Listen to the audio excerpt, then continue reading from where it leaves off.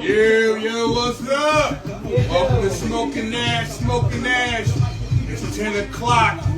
Yo, what's the deal? I know you hear that old school hip hop in the background. That's Daz Effects. Microphone checker. Yeah. Smoking Ash, sitting down here, listening to some old school. About to light these fine cigars. Like a microphone checker. About to pour some fine whiskey. Hey. We'll talk about some deep topics. Maybe we might talk about some not too deep topics tonight. Tell us how you feel. Make sure you tell us what you're thinking about. Always reach out in the comments if you just feel like you want to let us know or go in a different direction.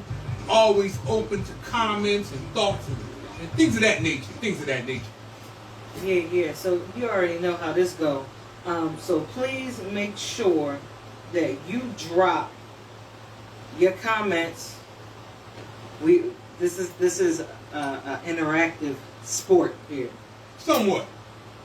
And we can be very interactive. Always open to comments. Oh, my bad. Let EL out her cage. She started acting funny. My bad.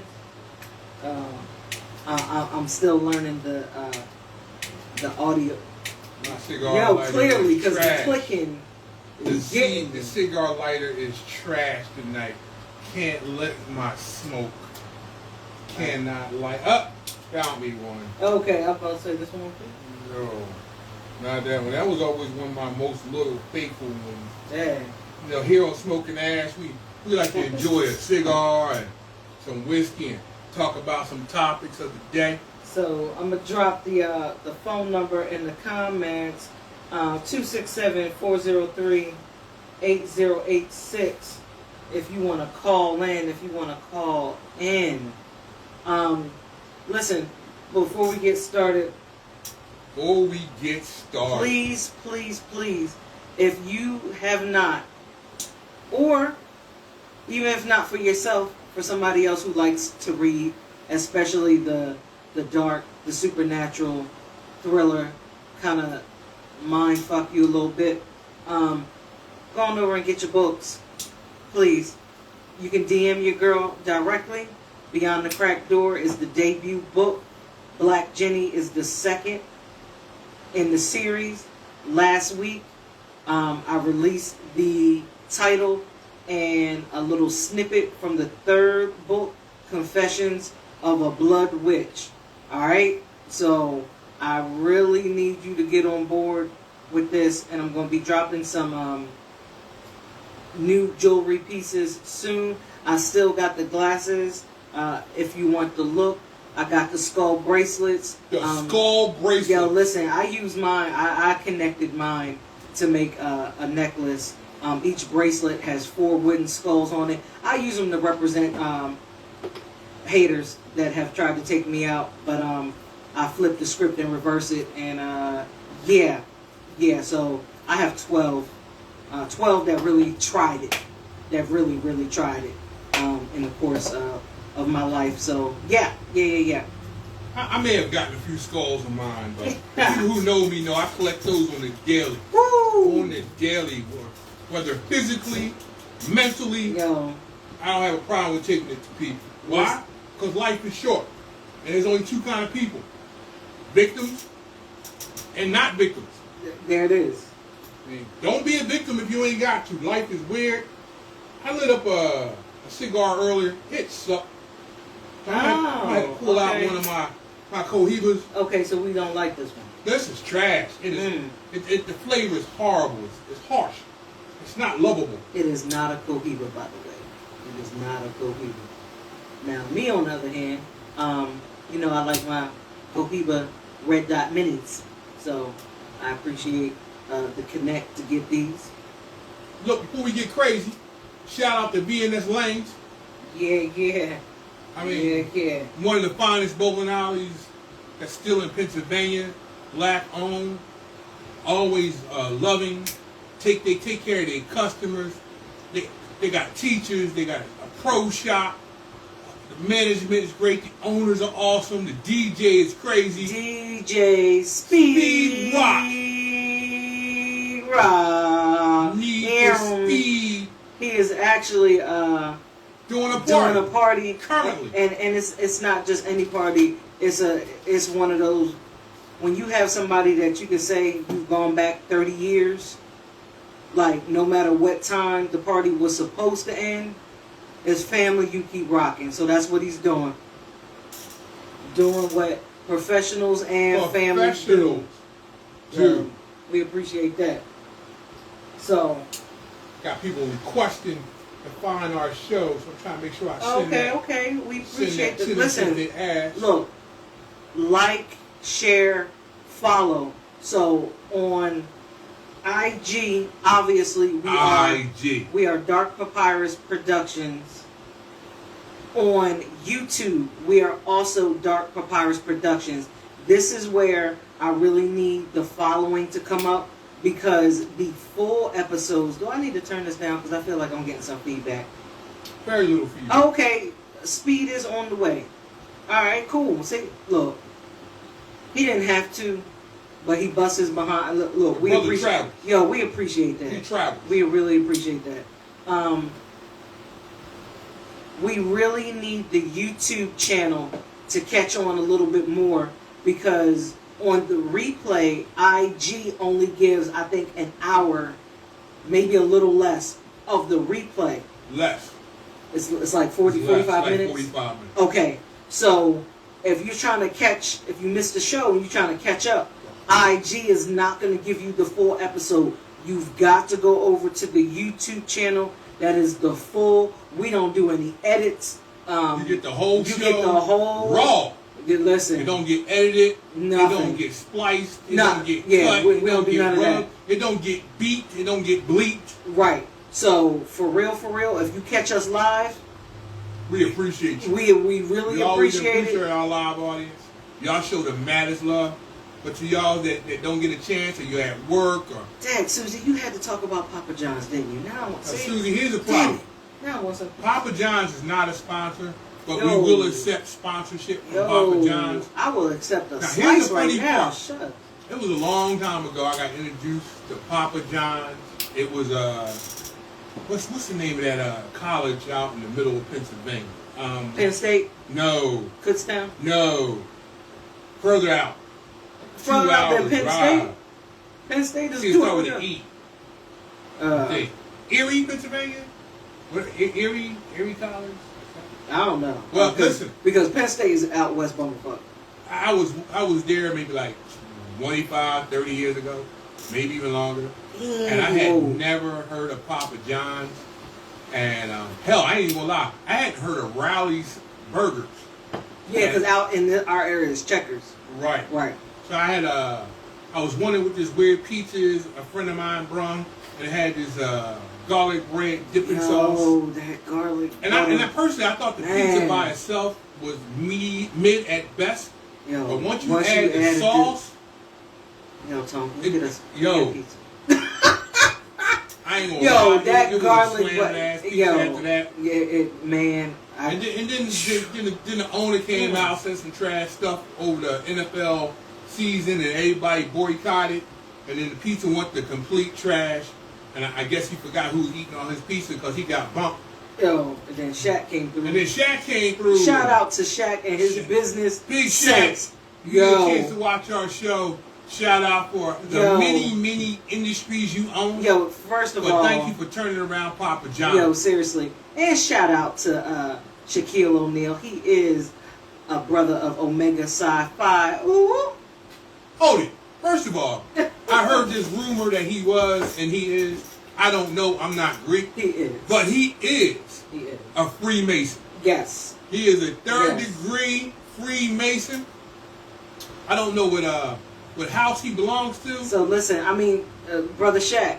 If you wanna, you know what I mean. You wanna stop by smoking if you ass? Listen. We want to leave the doors open and get you a big chair.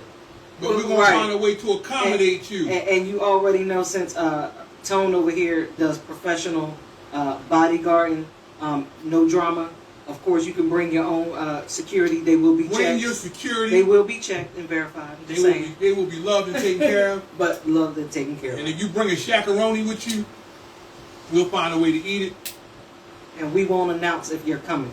So there'll be we won't let nobody know. Yeah, so there'll be no fanfare. Neighborhood. Real low key. Just don't pull up in the overly sized Hummer. Right. Or one of many billion cars you have. But I'm a fan. Yeah. I liked you when you played ball. I enjoyed you when you was with Kobe. But more so, I like the sense of humor you have when you do the shows. Being a ground dude. Yeah. He don't mind shaking hands with the average person. Yeah. You know, he understands where he is, his legend, where he belongs. Right. And he don't look like he's going to his head. No. And I'm not going to talk about some people who believe they are the greatest NBA player of all time. We ain't going to say his name, but it ain't James. His name, you can't play the game all these years and still keep thinking you compare it to a man who did it and did it well out the gate. Yeah. And don't take this the wrong way. I'm not going to say that I don't like you, but you shouldn't be in the same conversation with Kobe at all. Kobe was Kobe. You just been out here playing and flopping on boards, and let's keep it real. When Kobe played for Los Angeles, that felt like magic, and the other team was in the game. Since you've been there, boy, you just a flop artist. But we ain't gonna hate on you. I like what you do when you're not on the court. I like the fact that you put money where your mouth is. I appreciate you putting kids through college. I appreciate you opening up a charter school and guaranteeing all of them to go to college. To me, don't worry, Susie, you will be. I believe that's where our community should be. I'm sorry, but I believe if you make millions off of your people who buy your sneakers, who wear your clothes, your jersey, at the very least, could you add a little bit of money to the school system? Right. A couple computers, the neighborhood, something to help out your city that supports you. Right. You're making hundreds of millions of dollars through your career. Drop $1 million at your local charter school. And it don't have to be fanfare. You can do it on the quiet, QT. Nobody needs to know. Mm-hmm. But at least do it. Because some of y'all play your whole careers. You go out there, you mess with these ladies, you buy all these expensive cars, you talk about the city, but then you don't leave no money in the city. Right. And don't take this wrong. It's not the billionaires that's wearing your jersey. Woo! It's the middle class, hard-working moms and dads who buy their children. And the poor. And the working poor. Right. Hell, even the underworking poor. Right, and I was just about to say. Well, there's broke people wearing Jordans. Yo, and they will make sure they find the money for that. And you don't leave anything in the city for them. Hey, do a food drive. Do a school startup drive. A couple book bags. What, 1,000 book bags for you is what you spend on a night at the strip club. And it's a tax write-off. It's a tax write-off. So, like, we just support your city. So, right. And I know there's a lot of black celebrities who do stuff low-key because they don't want to draw attention, which is cool. The noodle is in the house. Who is Robert? Who's Robert, Susie? I don't know who Robert is. I don't know who Robert is. Hey, Susie, who's Robert? You got something going on? Right, what's going on? What's going on? We're not going to put your business out there. Damn, who's Robert? So, if you're referring to Udon Noodle, his name is Mike. Michael. Like the Saint. Michael Knight. Dun-dun. Damn, I gave him Saint. You put him in the 80s. Yeah, I did. Damn. I put him up next to God. You put him in the 80s Trans Am. Damn. When he had hair. When he had hair. And put his little jumpsuit on. So, to some of y'all who don't know, I'm very cool with Michael, Saint Michael. Nothing saintly about him, but I'll say that because he's one of the few people long ago we decided not to just be normal family, but we decided to be brothers. Special brother. I'm only like wishing him the best in all his endeavors going forward. Sometimes chasing a dream means that you got to pull the scab off. I mean, as you become a man of a certain age, you realize certain doors start to close. And if you don't go after those dreams right now, like you can't wait till a perfect moment anymore. Because you've already passed so many perfect moments Not realizing it was perfect. Because you didn't know it because you're young. And only with age comes wisdom. And wisdom only comes from mistakes. Ooh. And once you get to a certain age that we men are, and I'm going to say this, men over the age 44, 43, you gotta take the blinders off and start swinging for dreams you can hit. You know, it's time to take some of them pipe dreams you got, throw them in the trash. If you're 45, 53 years old, not in the best of shape, know you're never going to become a Navy SEAL. Get that out your head. And you're never going to become, you know, Special Forces, Super RoboCop. There's a lot of things that's not going to happen for you after a certain age. But guess what? There's a whole lot of other things that are just as great. You can go to church, become a better man. You can go after that job you've been kind of thinking you should go to. You can go to school and grab that degree. Or just work on your personal self. Like, you know, if there's a woman out there you've been secretly on a DL, you know, wanting, you know she's available, yo, take your crack. It's time to do it. You know, I think it's funny because there's so many men and women who are holding on to the perfect moment. And the funny thing about the perfect moment is it may never come. There's no perfect moment to have a child. The child comes and you make the moment work. Yo, cuz is in the building. Shout out to look, we really appreciate the people that log in and check us out, show up. Because we have different friend lists, if you are in here, just drop a comment. It could be a smiley face, anything, just so I know everybody that's in, because I don't see what's on Tone's screen. Alright? So if you in here, be in here. Boom. And listen, and we appreciate you taking your Saturday night out and sitting with us and having good conversation. On the topic of chasing a dream, chasing a moment. Please let me speak raw. Go ahead, because we come off rough, raw, and rugged. I think Speed DJ Rock may be in the house. Speed Rock is in the building. Stop fucking around. True. Well, say it one more time. Stop. Yo, what's up, Big E? Fucking around. Stop waiting for this ideal moment. Stop waiting for the gods and the devils to finally part ways so you can get through. Now's the time to kick in the fucking door. Yo, you just gotta plow that shit. Yo, your hip hurt. Fuck it. Your stomach hurt. Fuck it. Shoulders hurt. Fuck it. You're running out of time to chase a great dream. You are running out of time. Wasting time for no fucking reason. And don't let your past anchor you either. No, sometimes you gotta overcome that. Yo, like really, like. And you gotta overcome it now. Like tonight. You can't wake up tomorrow morning still holding on to anchors that's been holding you on the water. Sometimes you gotta let go of the fucking chain and swim for your dear life to get to the top. Yo, Big E said the perfect move is the move you make. Come on, big bro. And that's some real shit. Next t-shirt. The worst move you can Next make t-shirt is when you make no moves at all. Some people have just been sitting in the cut to be sitting in the cut. And the funny part is you've been in the cut and nobody even know you're there. Nobody even know what you hiding from. You done created somewhere to hide, right? Thinking somebody after you when no one even know you exist. Damn. You're hiding behind demons that don't know you exist. I'm fucking up. You're lacking chasing a dream that's been waiting for you to open the door, and the door ain't even fucking locked. There are people right now who are living their life afraid of something that's not even scary. They just needed to turn the fucking light on. There's no boogeyman waiting for you. The only boogeyman left is you. Thank you. Chase your dream. Become something that you thought you couldn't be. You know, I have friends who I have met, and we've had a conversation, and they say, hey, you know, Tone, I want to do what you do. And I always go, what's stopping you? Because if you want to get into the executive protection game, it didn't take you to do nothing besides commit. You got to connect. Why didn't you go to the gym? Why didn't you go take the classes? Why aren't you at the firing range? Why aren't you learning a fight style? Why aren't you practicing? Why aren't you training? Why aren't you chasing your dreams with your heart?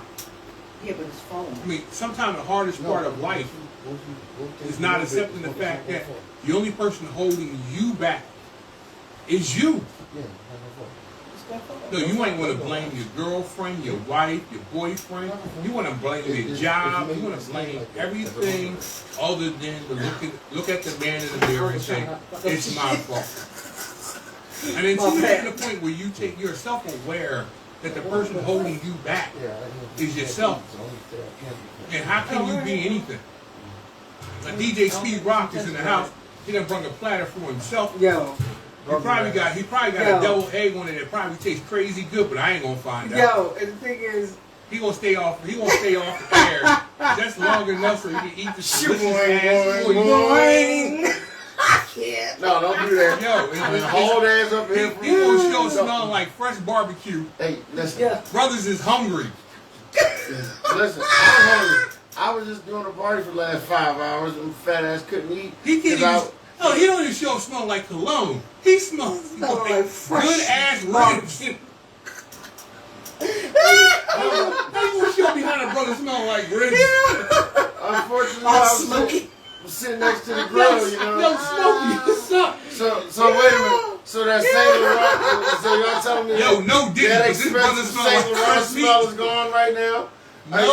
No Diddy. He showed us smell like fresh meat. I feel like I got the meat, son. That's what we doing. This brother showed us smell like this meat. I could have been southbound, but I came to hang out with you.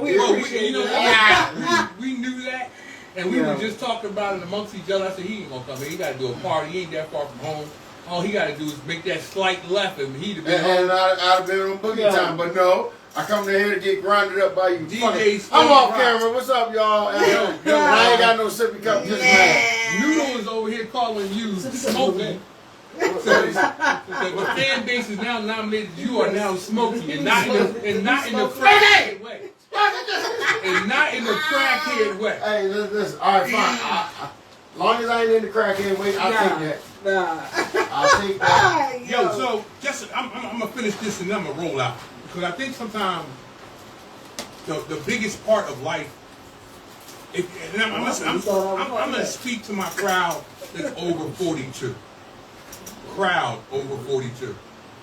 If God has blessed you with most of your health and all of your mind, if God has blessed you with the ability to see your dream, the first part of any dream is to see it first.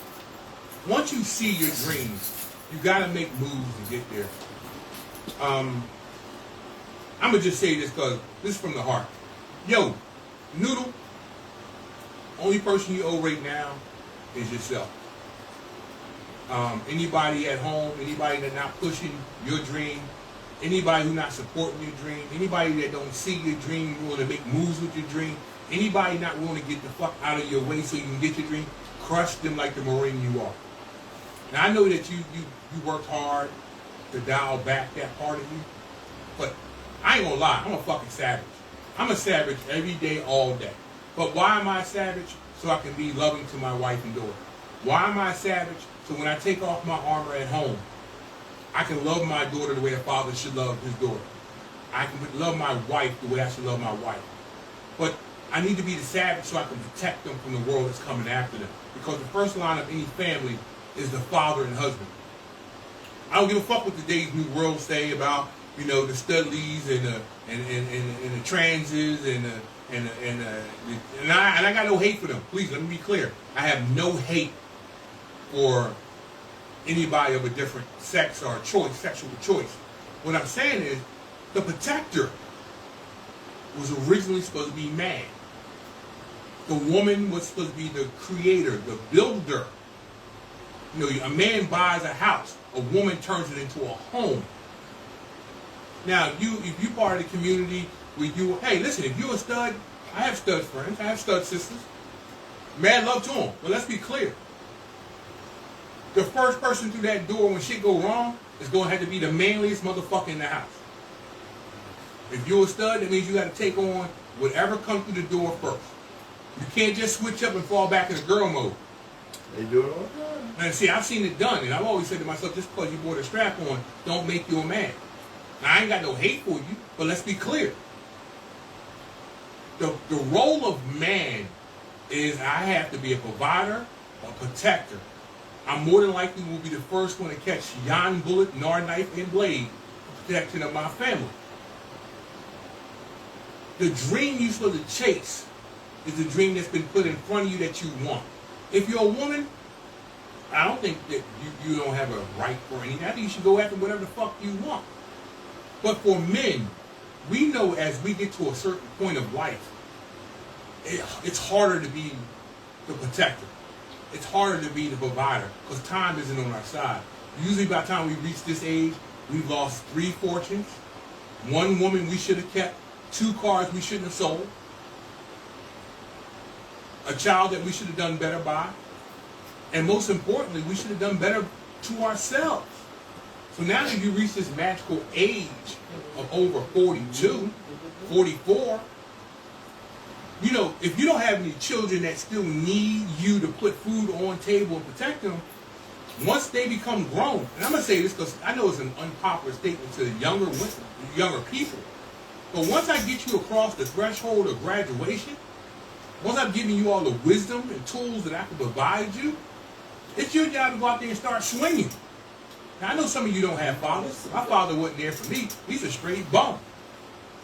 But you can't cry bum all the way to 50.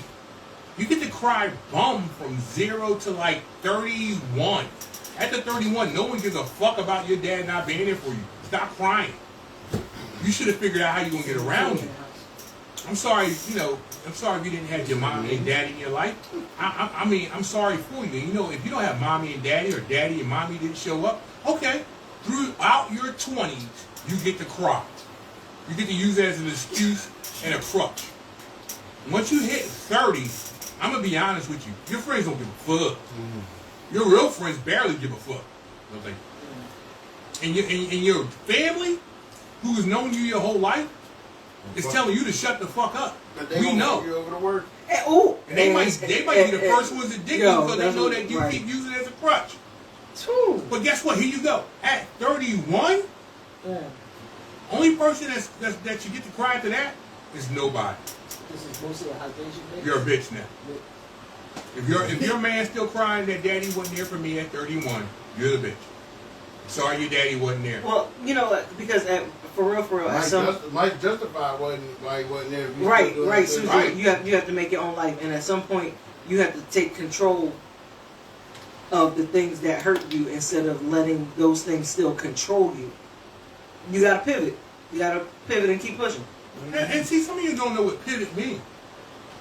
Pivot means that, okay, the direction that you want to go, you got to make a hard turn. May not be available for you right now. It don't mean it won't come to you down the road.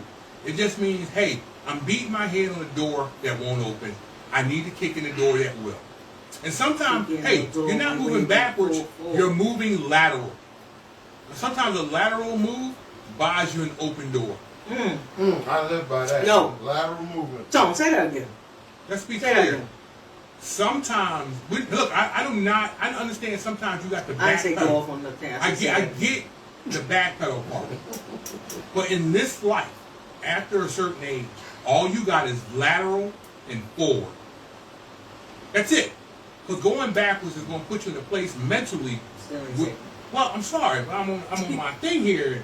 E.L. Berkeley, who creates entire worlds for her books, I'm just a lonely executive protecting dude. Really? I got to create my world what's in front of me and then destroy it as it gets near my client. So, to finish my moment, because everybody having delicious foods, got my entire studio smelling like a barbecue, and all I got is old stogies and liquor. Who is this everybody? Because I'm with you. And it sounds like you ain't got a munch. I did. He let you smell it. Oh. Hey. Pause. Here on the Diddy Show. I cannot. Some Diddy. A little bit, just a little bit. And listen, if you win the raffle tonight, we will send you 1 case of baby oil. None of it signed by Diddy. So, in conclusion, I've always wanted to say that. I wasted my entire life to say that. So, I'm ready. So, in conclusion, at a risk of alienating some of the fan base, stop being a bitch. Please figure out whatever your dream is. In the words of Debo, And then, stop being a bitch. and then start chasing it with all of your heart. Because my grandfather had a very cool saying that he told me I wouldn't understand until just about this point. He said, nobody has ever gone to their deathbed worrying about their credit score. Nope. They cry about everything they didn't do, every woman they didn't kiss, every car they didn't drive, every apology they didn't give, every dream they didn't chase. They cry about that, wanting just a little bit more motherfucking time. Yeah, hell. But never has anyone on their deathbed saying, I'm going to fuck up my 460 credit. It's not happening. Yo, 460 is a milestone for some. Right. Hey, I got friends who got a 200 credit score. Yo, listen. And driving around in a brand new ass car, and they only two payments behind because they know once they get to 3, they come to get it. So they stay on the ongoing 2 payments behind. Hell, even Warren Buffett said he wanted his last check that he ever write to bounce. So listen, so here's the problem. So Susie has made mention about Papa John's. Man. And yo, I'm really craving some Papa John's. Yo, for real. Is it too late? Yeah. Shout out to Little Caesars because I had that earlier. 10:31. Oh, first of all, Noodle, I don't think you got a 460. I think you hovering around a solid 730 because I know that you have the ability to attract people of a certain sexuality that can appreciate you for all your noodles. Yeah. So 460. Hey, listen, I have friends who would think 460 is an upgrade. You know, so I don't clown a 460 because I remember when I first bought. Excuse me. After I was on my verge of getting married, because a man don't really start thinking about his future until he find the right chick. I was told one that looks like one because they never be. Listen, you never lied. So to some of y'all guys out there who are talking to a chick you ain't sure, check. Because if she got a 9-inch clitoris, you have walked into the wrong room. I'm sorry, but there are women out there who, no, they're not. They're men. Let's move on. 460. Damn. I don't think I had a 460. That's low as fuck. Well, listen, my grandmother's brother, my Uncle Roscoe. Uncle Roscoe. Shout out to the dearly departed Uncle Roscoe. He was a self-made millionaire, and he always dealt because he was old school. He was old school. Yeah. Always dealt in cash, and he had decided that he wasn't going to pay outright for. I'm not sure if it was a property or a car that he wanted to do. It was a car. The car. It was a car. Yeah. And when they ran his credit, they said, "Oh, well, you don't have your credit score." He was like, "I never thought of my credit score because I was gonna pay cash. I was gonna pay cash. Like I was Let just that sink in. Right. He had the dealership. Right. Get ready to buy a new car. Right. And the reason why he's not worried about his credit is because he got a McDonald's bag full of cash. Right, because he really does have it cash, but he was just going to do something different. Right. He's going to drop a bag on him. Right. Say it again though. He's going to drop a bag on him. Now, let me be clear. Uncle Roscoe is not a young man by our today's standards. It was a young man when he was a young man. So you're talking about in the 80s. This man had cash money for a new car. And this wasn't even 80s. This was like this was in like 2000. Like I was in college, and he got such a kick out of it. He's telling my grandmother the story. He said, "You know, Gene, I've never thought about my daggone credit score." Now, here's the funny part. In 2000, I walked into now I'm about to tell my age. I walked into a Pontiac dealership. Pontiac. And I was going to buy. Niggas think it's a Cadillac. I was going to buy a WS Trans Am, and it was sexy. It was sitting on the showroom floor, black on black. It had every option you could think of. So I walked in. I wanted to buy it. The guy ran my credit score and instantly told me I did not have the credit to get that car. I told him I had cash.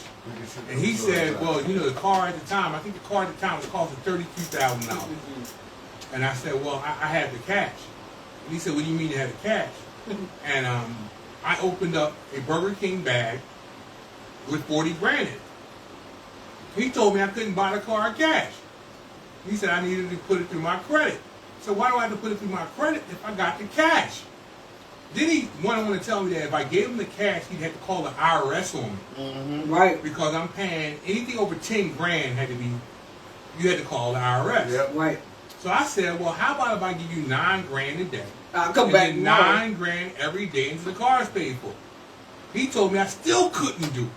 This man refused to sell me my dream car that I probably would have still owned today. Cash. Now I can't imagine the people who walk into a dealership with a 500, 600 credit score trying to buy a used car in 2025. But I think what's different in our world is, I remember when my mom was buying our house cash. I mean, she had $5,000, or my dad stole $5,000. My mom had to get another $5,000 because he was a bum. And I was waiting That to be is some born. bum ass shit. And to avoid being a man, he went to the bank while my mom was in nursing school with me, stuck in her belly, and took the money out, bought himself a 1970 Impala. One home, filled up the trunk, and never looked back. Now I found out later he may have looked back a few times, but the damage is done, and I don't get to cry about it. But bums are bums. So get your credit straight. So and we have people who take care of taxes. shout out to Bailey and Bailey Tax and Accounting Services. I got it right this time. Bailey and Bailey Tax and Accounting Services. Why did they call it Bailey Square? You got Bailey Yo, and Bailey. we Why will you call let her Bailey know. Square? I can't. So let me see, Mike. I was going to ask a question Bailey's in the earlier, same power. but since Mike has brought up something, let's go Let's down. see what- let's Let's talk. go down this rabbit hole. Yo, So- Mike, we're going down that hole. So Mike Don't get said, Mike wants to talk about trust issues Woo. and the disparity that it is between men and women having trust issues. Basically saying that women get to have more leeway when they have trust issues with men, but men don't get the same leeway with women, and basically women want the man to get over it. And the question is, so when and how do men get equal billing and having trust issues?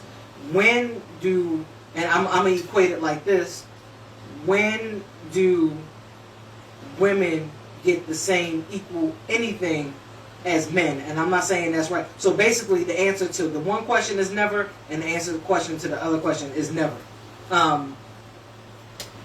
And that's a shame. You know, Why wasn't that never squared? Oh, see, I gotta disagree only So like slightly. Bailey and Bailey, you said never and never. That should be never squared too. Look, we ain't playing that. so My daughters get at that. unfortunately, I think is part of what's built in to the fabric of stuff. Now, does that mean you shouldn't try? No, and I think it has to start. I think the only way that gets better is the way you raise the next generation coming up, because the people who are already here, especially if they're past a certain age, are already rooted in their whatever their emotional, whatever their EI is. They're rooted in that. Pretty much, it would take Generation. a severe awakening in them to make that 180 pivot. So it has to start with how you raise the generation coming up. So you've got to instill that. Just like some issues in families, you got to wait until those older generations die before those issues go away. And we only got 3 left. Dang, I was. At least in my generation. Yeah. In my bloodline, we only got 3 left. Woo! And I like to see what Kia is doing out there in our family. Who is she Shout out to Personal Touch Auto Tag. Shout out to Personal Touch Auto Tag. What she did was she took her tragedy, turned it into a positive, and she's looking out for the generations that came after us. And that's really the only way to do it. Now, Noodle, to that statement, I'm gonna say something because I think since we come from the same cloth, I think I understand the difference of. I understand what you're saying. And here's my thing to that. Men will never get that benefit of the doubt until you find that companion that's willing to give a fuck enough. We're not going to get it from the world because men are not designed by the world to get it. What now, type of lawyer, Susie? Type it in the comments so I can find out. Now, what I mean by that is this. Our grandfather who raised 20 plus children, grandchildren, and so forth, I don't think anybody ever really probably rubbed his back and his hair and told him he okay. Except for our grandmother. Because I knew the daughters he had really didn't do it. Because my mom felt that he was bulletproof. And all my time of looking at him go through his life, I didn't find out 90% of his trials and tribulations until after he died. Now I'm going to drink all that. It's not going to survive. I'm going to take that out for weather. You didn't offer me. I'm going to offer you the good stuff. This over here is good stuff. The stuff that I'm drinking is harsh and evil. You're not evil. So I'm going to offer some of this My fine. license plate that you got me says I'm half evil. It gets a lot of attention. No, see, here's the problem. Half It says half evil because I'm the other half. You're the not evil half. I am the overly evil half.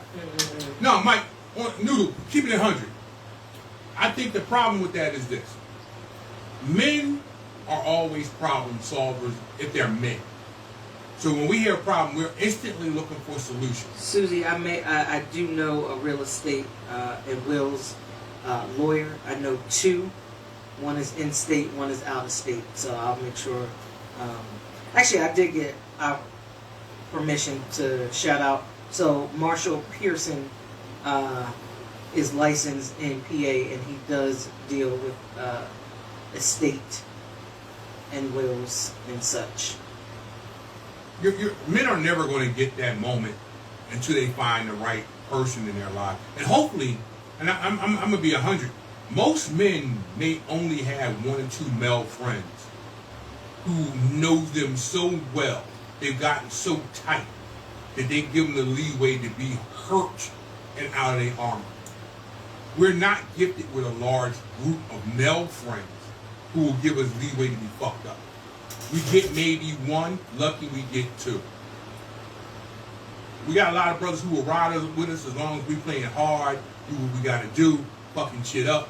But the moment we get crying because we hurt, because every man has a moment where the weight is just so fucking heavy. But see, you also said he's got to something. deal with that alone. You've also said something though, contrary to what Mike said. So it's not just women that make it an issue with men's trust issues, because you literally just said and have said before that if you are basically saying that men have to just get over shit. Well, And that's not leaving any leeway, so that contributes a little bit. It does to part of the cycle of men not being able to express what they need to express when they need to express it, because the audience isn't there. So it's fed into the catch-22. But the catch-22 is this. As when we're amongst our male friends, now let's just say you get that one true blue hardcore brother who's in your corner, and you're going through some things, just say with your old lady. Now, your true blue friend will sit with you while you vent. And they will sit there and let you vent. But at some point, your true blue friend looks at you and goes, okay, now that you vented, what the fuck you gonna do? Right. Because as men, once we see what the problem is, right, the next move is, the solution. What's the solution? Right. Now, let me see the flip. When women go through this shit, their girlfriends will also chime in with their bullshit. Yeah, my man ain't doing me right too. And then they kind of have a bitch night where over drinks or what have you, they talk about what their men are not doing right. Looking for. You're never going to get 2-3 men in a room. That's dangerous. But see, let's keep it 100. All women haven't learned.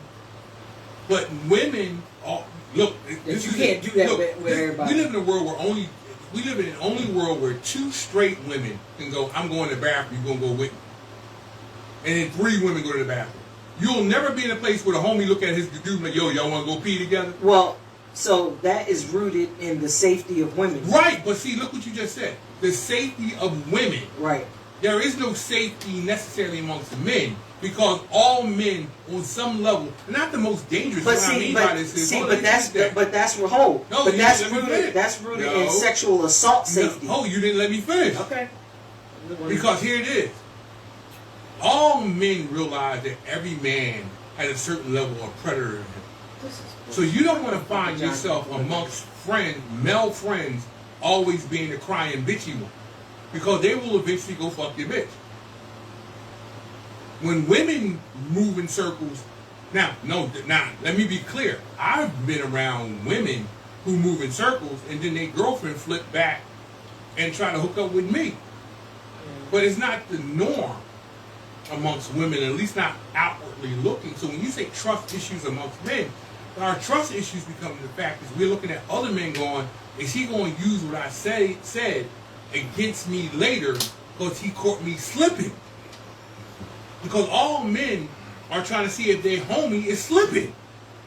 Now your real friend, your true blood brother in the circle might hit you up on the shoulder and go, dog, you slipping. Need your act straight. I'm seeing this. Yo, and if you slip and you fall, you can't get up. It's because they put dish detergent on the floor so you can't get up. Baby. See, I was trying to stay with it. First of all, that's a shame that baby oil is forever now connected to this fucking. Yo, baby oil will never be looked at the same again. And now I don't even want to rub that shit on. I gotta go buy some coconut oil. Man, damn, too close to baby oil. Fuck. You know what? I can't. It's now a better smelling baby oil. So, yes, you have trust issues. Hopefully in this lifetime you ran into 1 or 2 brothers who are true brothers who will never use what you say when you're going through shit against you.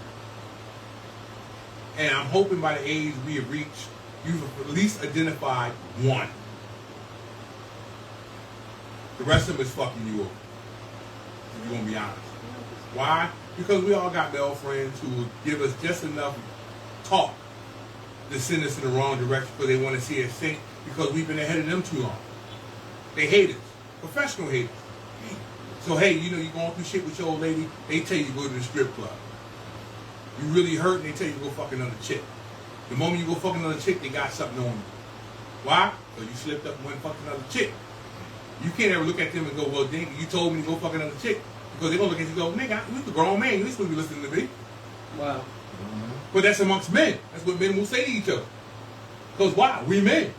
If I told you to go fuck another chick and you go fuck another chick, first I'm going to say, you really did it? The fuck was you thinking? Right. Well, you told me it was cool. What the fuck you don't listen to me? My life is a fucking disaster and you listening to me? Because the most of the ones who give you advice in your circle are usually the ones that are doing much better than you. I've had more male friends who have trash relationships try to give me advice about my marriage.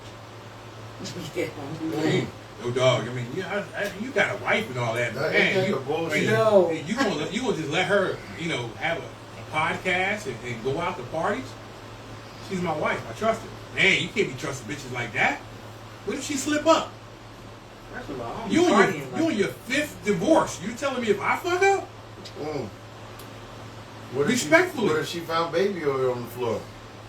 See, the funny part about it is, if my wife finds baby oil on the floor, she knows because I fucked around and knocked on the floor. Right.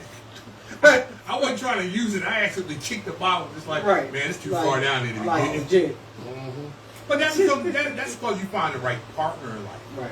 I think trust issues for men is because we've been fucked over by so many different people. We've been fucked over by women. Why? Because the real men are looking to be trustworthy are the ones who usually get fucked over first. The ones who are dogs, they don't give a fuck because they fucking somebody else while they fucking you anyway. So, you finding out is just like, finally caught. On to the next. The bad part about it is, you didn't realize I've been fucking your girlfriend the whole year. So when you finally catch me, it doesn't matter because he already a dog. But the ones who are truly trustworthy, who are really trying to have a partner, build a relationship, if you don't find the right woman at the right time to recognize who you are, you just a good guy paying her bills until the bad guy show up. That's crazy. Because a lot of women will give a lot of love to the bad guy because it's adventurous.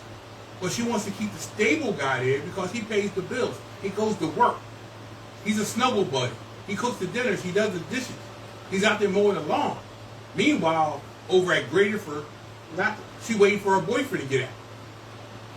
Because he gonna come home because he been fucking men for the last 3 years. He out there with his boyfriend. Right, he finally got some wet hole. And you it. And you gonna take the good guy's money to set up the bad guy, dude. And then the moment the bad guy start treating you bad, you stick with him because he's adventurous. He's not the regular dude. So yes, true story. Yes, let's keep it 100. Trust issues? Good men with trust issues will seldom, unless you pay for therapy, you might have one male friend who will give you therapy, but that therapy has got a time limit. You can't keep crying about this shit for weeks and months. You get 1 or 2 nights, we'll listen. By the third night, we kind of look at it and go, bro, you kind of brung this shit on yourself. Why? Because we talked about this shit 2 years ago, you didn't clear it up. So some of the trust issues we deal with as men, we have to self-absorb. And after 45, 50, if we ain't learned how to brush that shit off, it's really on us because we've seen too much of the game for it to take us down. Respectfully. Because I think too often as men, we take so much damage and we keep it in the best, hide it so well, you won't see it until the last night of their life. And usually that's about the point where they're taking it.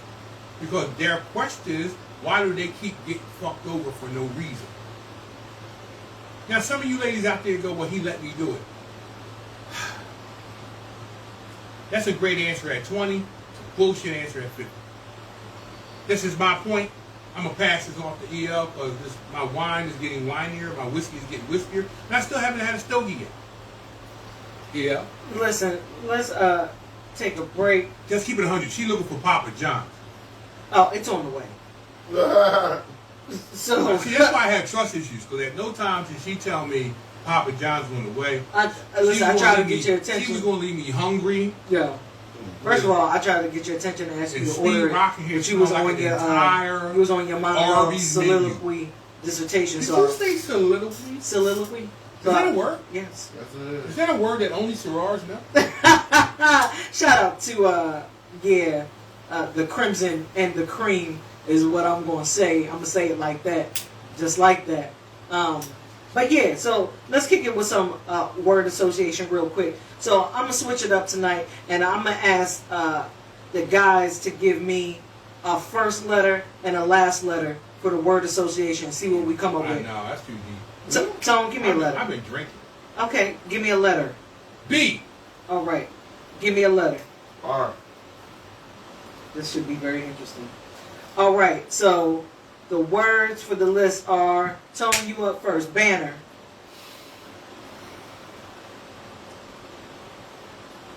'82nd.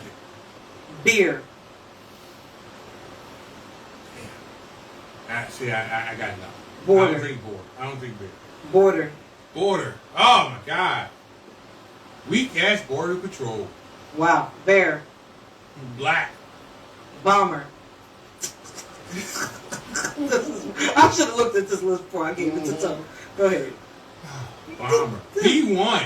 B1. Brother. Military. Bitter. My ex. Message. My ex is. Oh, My ex yeah, all of it. is. Down the board. Barrier. Myself. Nice. Bar. Tom and Jerry. Behavior. Bad. Bad company. All right. Speed. Give me a first letter. There you are. You said That you was- say R. I did that already. That's why the words began in B and ended in R. I'm asking you to give me another Oh, we letter. didn't even understand it. Yeah, right. No, We didn't even understand the mission. all right. That's why I said I was going to do a remix. Yeah, we didn't Follow understand me. the assignment. Follow me. All right. End. We gotta try again. Follow me. So Okay, give me a Alex. letter. K. All right. This This is ain't going gonna to be be interesting. Not long at all. So let's do another because I need at least 10. Give me another ending letter. G. You get a lot of G's. First letter N, last letter G. All right. Nothing. Wow. In the entire. That's because they're not using suffixes. That's very interesting. All right. Bullshit. Man. How drunk are you, Smokey? He's currently drinking some of our finest waters finest. that you can get from a dollar store. All right, so I just had to switch that up. All right, speed you up. Damn, not the first word He coming get out. he get good shit. Cheek, Wait, huh? cheek, Cheek. Cheek. But. assignment. I can't it. Why I ain't get these words? These was fun. Yo, I can't even drink no more. Uh-huh. This was so fun. assignment. Assignment. Cheeks, the cheeks was the assignment. Reassignment. I can't. Vegetarian. Moby. Try. Attempt. Physical. Fat. Water. Thirsty. Steam. Off to my head right now. It's I hot. can't. Weak. Weak as in WEEK. Bad. Copper. Conductive. Blow some Scientific. shit. All right. Damn, your IQ is higher than that. I know Poem. it's only at a 6. Poem. Maya Angelou. Okay. Ooh, phenomenal woman. That's me. All right. You know what? I like yours better than mine. Just because. Just because. I'll be thinking. I mean, I've been thinking. Claire. I've been thinking. Clarify the letters again, Mr. Noodle. Yo, what's the name? This that guy on one of the kids shows named Mr. Noodle. Mm-hmm. yes. It's on Elmo. Yes. Elmo. Yeah. Yo, you gotta be of a certain age to watch Elmo, or have a child of a certain age, Oh, and gosh. I somehow have a child of a 5-year-old certain age. Yeah. at 55. Hey, listen. I am young at heart and old in wallet. Not to be confused with old money, y'all. Not to be confused. I have no with old money. old money. All my money is young and running. I can't catch my money to save.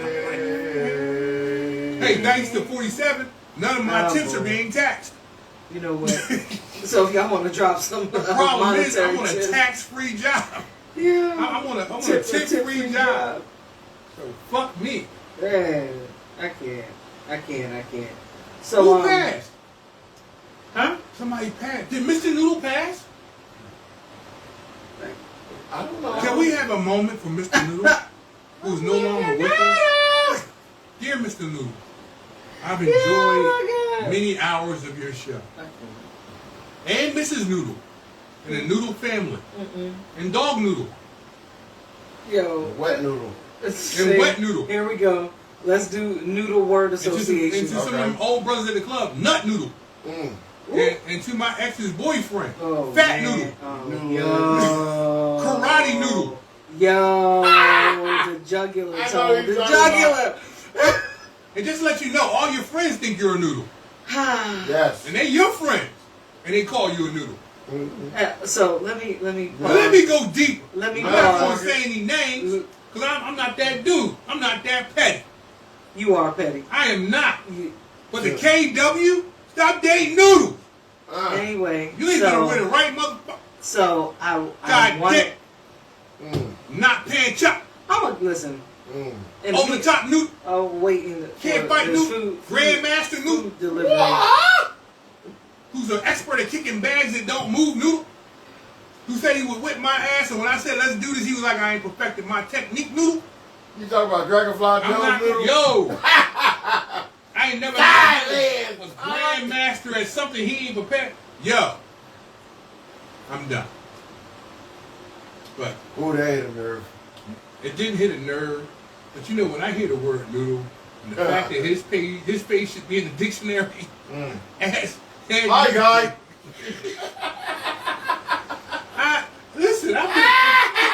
I've been doing security. I have over 30 years of security and military experience, and I have never met a bigger noodle. I have met wannabe noodles. I have met wannabe everything. He's the only complete noodle I've ever met. He's the noodle, and not Michael Noodle or King Noodle or Chasing the Dream Noodle. I'm talking about Wet Nut Noodle.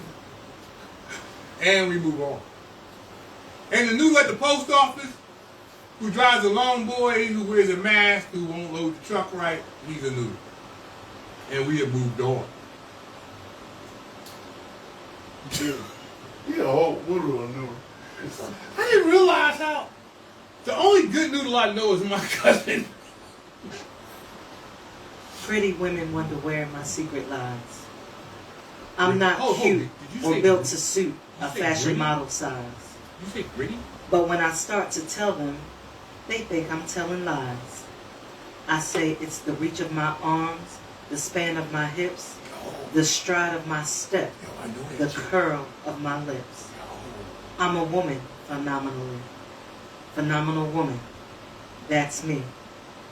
I walk into a room just as cool as you please. And to a man, the fellows stand or fall down on their knees. They swarm around me, a hive of honeybees. I say it's the fire in my eyes and the flash of my teeth, the swing in my waist and the joy in my feet. I'm a woman, phenomenally. Phenomenal woman. That's me. Men themselves have wondered what they see in me. They try so much, but they can't touch my inner mystery. When I show them, they say they still can't see. I say it's in the arch of my back, the sun of my smile, the ride of my breast, the grace of my style. I'm a woman, phenomenally. Phenomenal woman. That's me. Now you understand just why my head's not bowed. I don't shout or jump about or have to talk real loud. When you see me passing, it ought to make you proud. I say it's the click of my heels, the bend of my hair, the palm of my hand, the need for my care. 'Cause I'm a woman, phenomenally. Phenomenal woman. That's me. Rest in peace, Miss Maya Angelou. I thought that was Caitlyn Jenner. I can't. Yeah! Listen, this does not apply to trans women. None of this applies to you. That entire poem does not apply that if you put on a wig this morning and a spank and still have 9 inches of clitoris. You are not a part of that poem. Now listen, let me be clear. I have nothing They got a wrong. poem. Oh, stop. Pause. Let me be clear. That poem. That poem. Now I'm a man. I'm a straight black male, when I hear a poem like that, there is no form other than a woman that could fit that. You have to be a natural born woman for you to listen to that poem and not realize what she described. Now, listen, I believe in this world, because we're in the United States of America, at least for now, where if you decide you want to put a costume of a woman on and claim you're a woman, go for it. I don't think the rest of us should have to co-sign on your delirium. No. But, hey, go for you. I mean, I would like to identify as white male with an 850 credit score or drive a Benz. Shit just ain't happening. But if you get to decide you're a woman, go for it. That poem, though, I hadn't gotten there yet, Mike. That poem is for natural women of a certain size and strength that can look in the mirror and identify that that's who the fuck they are. It's not for badly built wildebeest. If you are badly built wildebeest, there's a place in that poem for you. Shout out to MTG. All that bad built beast body. That's But that muscle. yes, Jasmine. Yes. She eviscerated. Yeah, I'm Good in big a one. rabbit hole tonight only because, quite frankly, and I mean when I'm about to say, I mean this in the most honorable way. You know, I've always been a component. We made it to the second round. We are currently sitting at 7, Susan. Oh, we're gonna make moves. Yeah. I have a brother out there right now who has refocused me on some things. You here? He's here. If your phone rings, it's delivery. My phone rings is delivery. That's messed up. I think the fun part about life is I've always cheered for my brothers and sisters. If you in my circle and you out there chasing a dream, my heart is always behind you. Because I understand what it takes sometimes to chase a dream, to create a legacy, to go out there and decide that even though the rest of the world is telling you don't do it, your heart is calling you. I heard a statement once said that your dreams will keep calling you until you answer them. Yo, and if you don't, they will drive you crazy. And there are so many, and I can't speak as a woman because I've never been one. Thank God. But, yo, because I'd be an ugly, I'm an ugly dude, so I know I'd be an ugly woman. Yeah, absolutely. The size, I wear a size 15. Well, you know what a size 15 woman, man, Yo, look, I cannot. respect. When you are out there, Burly chasing, neck bra. when you as a man, because every man puts off a dream Shout out because to of the a thick woman. neck women. I mean, let me keep it 100. A Army lot of told me I women had a won't thick neck. co-sign, but I'm not asking a woman to co-sign. A lot of men put off their dreams because of a woman. At some point, he meets this woman. He wants to see her happy, and he puts his dreams on the back burner to make sure he's solid with her first. Sacrifice. He might decide he gonna work a job he don't give a fuck about.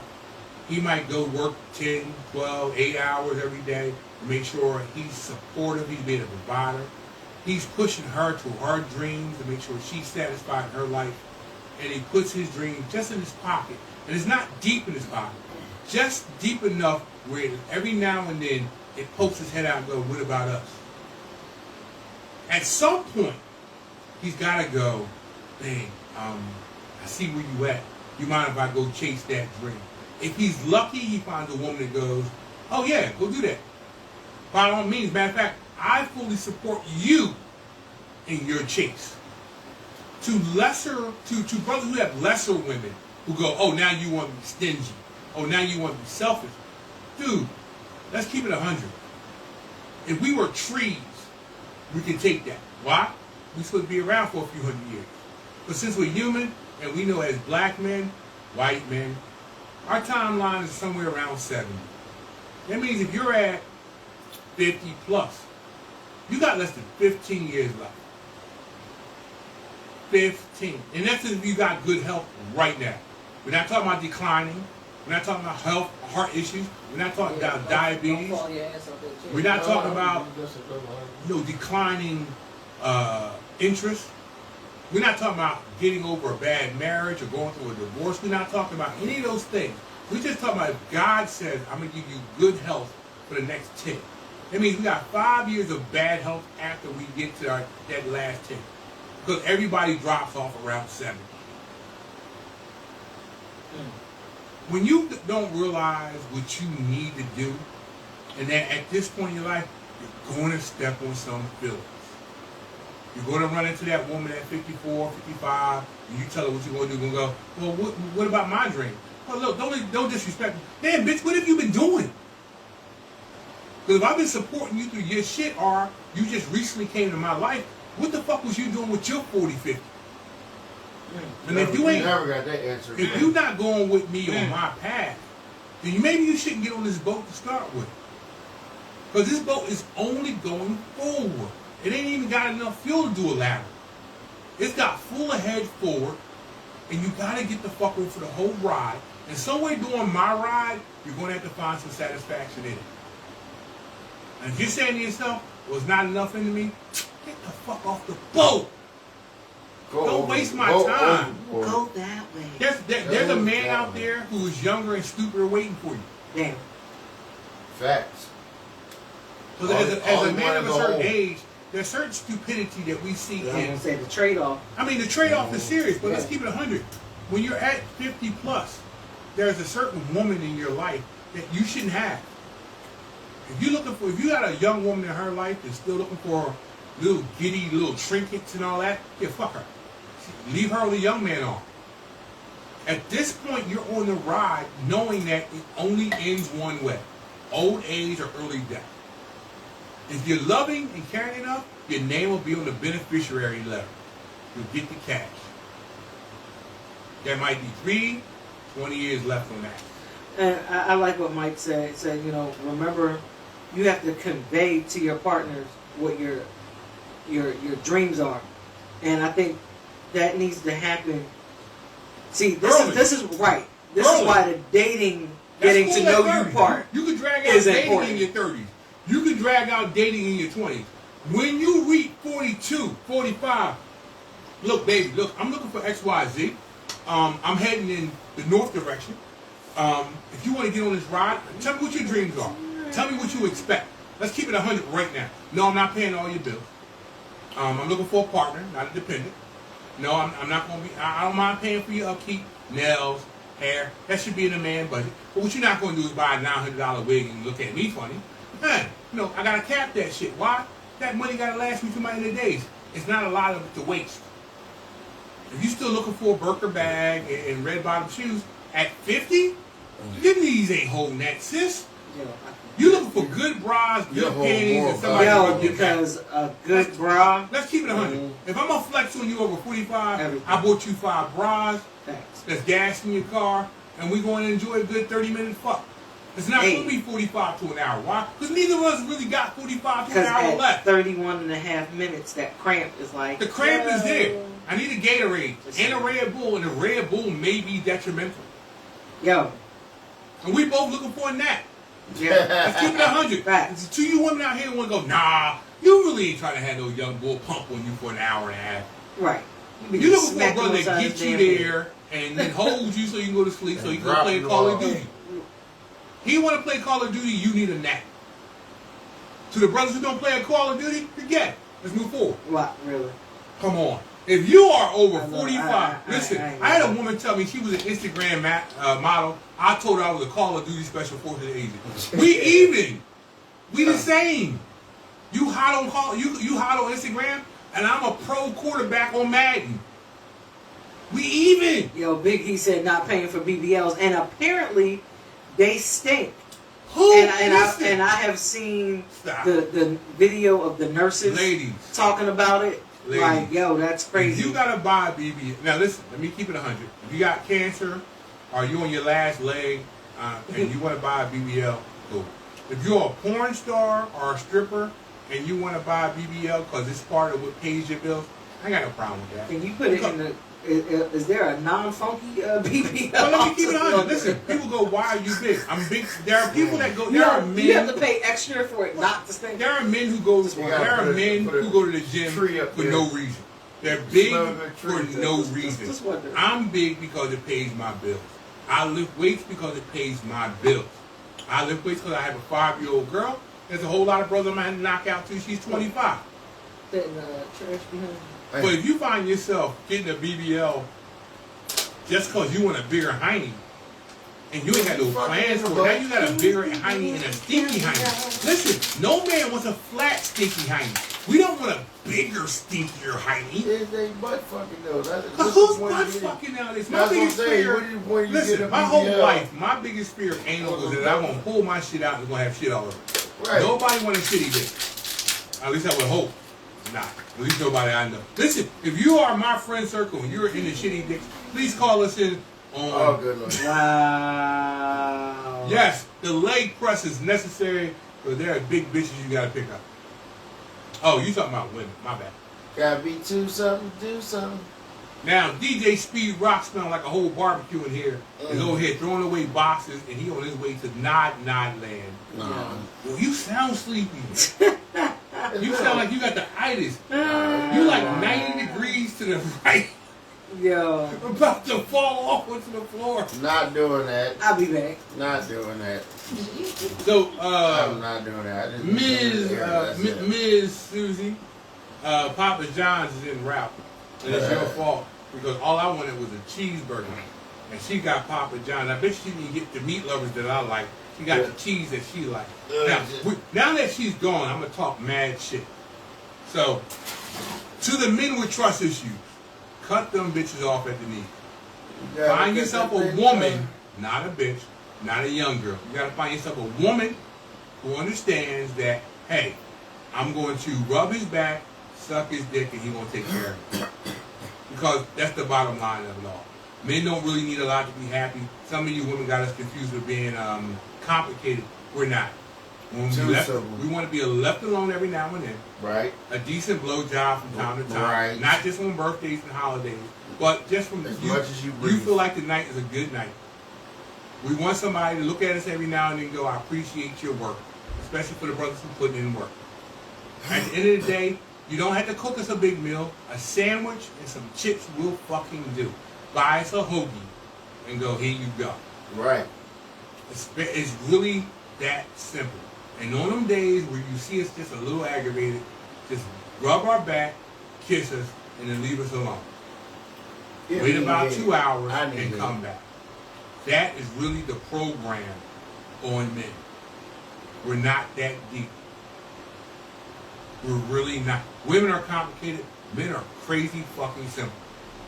Low job, hand job when you don't feel like it. Tell us you appreciate us. And from time to time, buy us a steak or a hoagie and go, here you go. We'll put a ring on it. The trick, that's the easiest way to keep your man. It's really that simple. Listen, take fuck notes. Let me say it again. Time to time, you give us a blowjob. Every now and then, you leave us a little piece to figure out how we're going to get through life. At least once a day, kisses on the forehead and go, I really appreciate you out there doing what you do. Some affirmation. And then back us up every now and then when you know that we just need you to back us up. Once you accomplish those 4 issues, you win. Now hold it. Let me be clear. For us more complicated men, show us a titty. That's really all we really want. Every now and then, flash us a titty. Put on the pretty panties that you used to wear when you got it. Stop, come on. You know where they at. You would pull them out if you were looking for a new man. Just pull them off, put them out when you know you got a man. It's not that deep. We are not this fucking complicated. When I see women on TV talking about he this, he that, have you kissed them on the forehead and say, I appreciate you. As a start. Every now and then, did you give him just a little bit of peace where he can do a little bit of peace shit? Play his video game, do a push-up, go to the gym. Yo, that's all he's doing right now is therapy for himself. You think he playing a video game to be a child? That's him getting himself therapy. Whatever that game is, it's his therapy. I guarantee you, most men who are playing that video game, the moment they get off, they get straight, they right back on par. They loving you, they taking care of family, and they go to work. Yep. At some point, he ain't at the strip club. He ain't at the local bar. He ain't out there trying to woo the next chick. Because he's too busy trying to take care of you. Because the cheating brothers don't give a fuck about you. Let me hear. Your husband cheating on you, you are the least of his worries. Because he's already cheated. If he was concerned about you, he kept it wrapped up. That's my token for the day. I'm going to finish this fine liquor I'm drinking tonight. And I'm going to smoke some more stogie. EL come in here and smell like a whole Papa John. There is sausage and cheese. Sausage. Not necessarily a meat lover, but close enough. I can't reach it because I'm numb. I'm old. You got the little one? EL. Oh, this is crazy tasty. See, This I is call like myself buttery pussy. trying to find the balance between fulfilling the request and still respecting the budget. This is buttery pussy. What do you call it? So, now listen. True A that. question came to me while we were talking about LeBron James and Shaq and all that earlier about putting money into the community and schools. You know, shout out to what LeBron and them was doing. So, if you had to build your own school, who would be your staff, and what would what would the curriculum look like? So who would be, your superintendent, your VP, and this is anybody. This could be regular, everyday people, celebrities, a mixture. And what would your curriculum be? How would the day look for the students?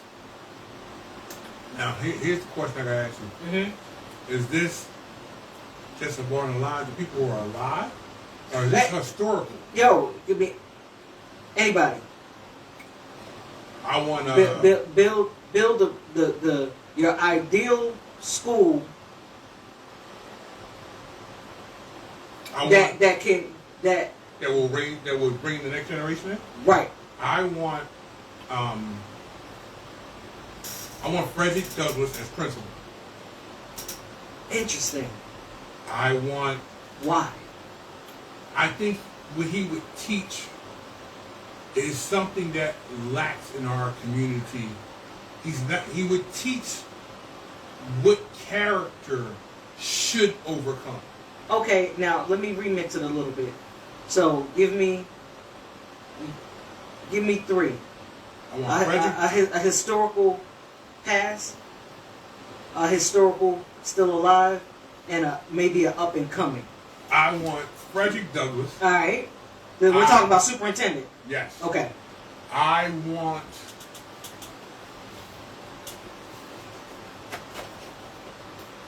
Samuel L. Jackson. Yo. Okay, for superintendent. Superintendent. All right. I want. I like that. Yo. Say what now? What about it? I know this is a stretch. Oh, this is I don't know. I know it's a stretch, but who I really would like in my school system, and that last choice will be Barack Obama. Okay. I want him to preach and teach that you can come from nowhere with issues, with a family that's broken, and still achieve most powerful man on the planet. Because the trajectory of his story is, they like certain people go, he's not black, he's not this. He's from a broken home of a father who weren't there. Mm-hmm. Yet, and for real, and racist grandparents. but yet thrive. Right. And then even if you take your story at that point and go, hey, well, that's 99% of people from the hood. And I'm not saying he's from the hood, but just from the people, this could be white trash.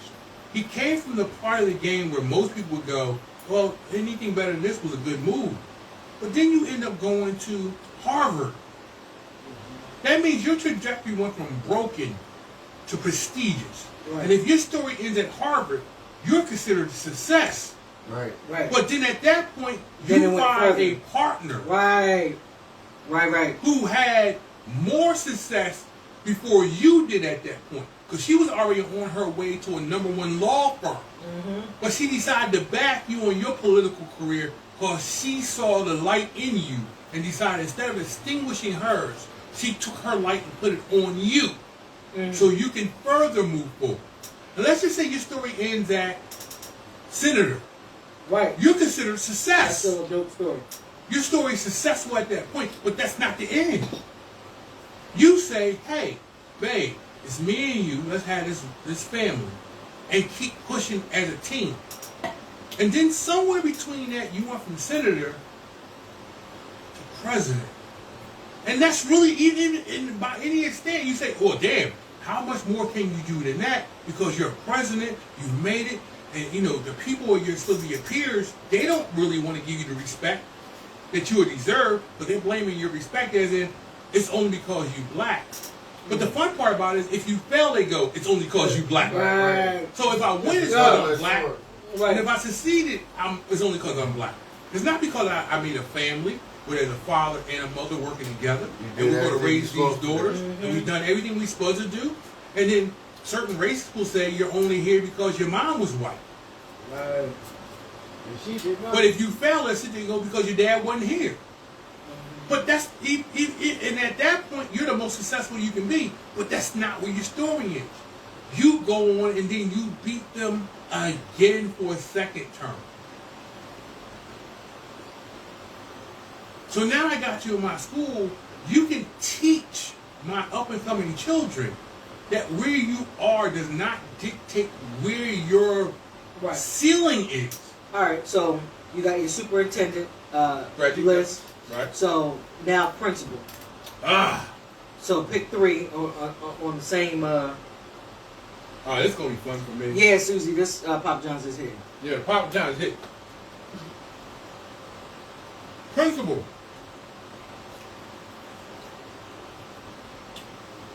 For principal, I would like to have General Colin Powell Okay.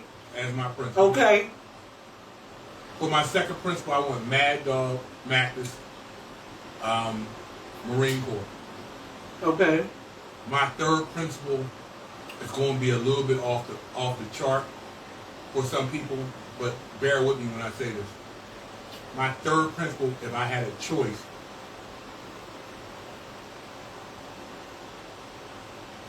I really would like to see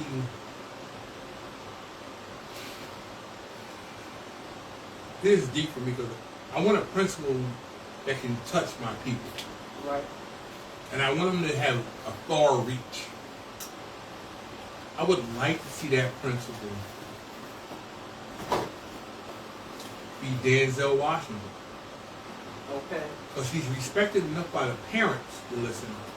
He's iconic enough that my students still want to be inspired by him. Okay. And a third A1 would be the brother who played Black Panther. Oh yeah. Yeah. He's young, Right. accomplished, and he's accomplished because somebody believed in him, but didn't want any glory in believing in him. And because of what Denzel did, he was able Right. to get his chance. Okay. All right. What about VP? Now, I hear you. I ain't heard no women yet. Here's where you lose me at. The reason why my VP is Michelle Obama. Okay, so you going with Mike said the same thing. Well, he said Michelle Obama is guidance counselor. I We haven't want got there yet. Michelle Obama as my VP because she understands when is there a time to take a lead and support, but she also knows how to be support. Right. You want your VP to be able to take lead when you're not available, Right. but also realize that her job is not to hog the glory for herself. My second VP is Ginsburg. Mm-hmm. Okay.